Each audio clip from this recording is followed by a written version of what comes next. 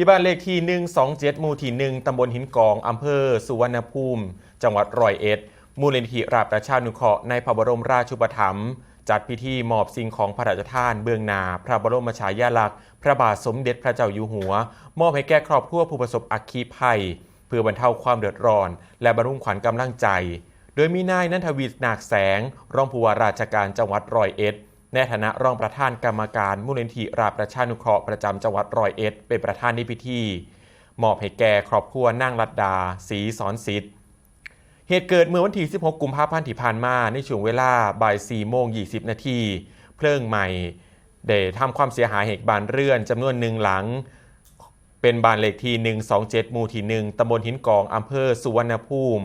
เป็นบ้านพักอาศัยและทรัพย์สินภายในบ้านได้รับความเสียหายทั้งหลัง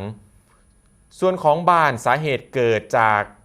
คาดการณ์ว่ากระแสไฟฟ้าลัดวงจร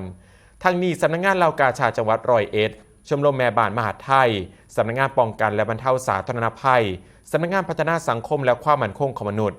ผู้นำท้องถิ่นในจังหวัดได้มอบเงินและสิ่งของที่จำเป็นเพื่อซอยบรรเทาความเดือดร้อนในเบื้องต้นครับ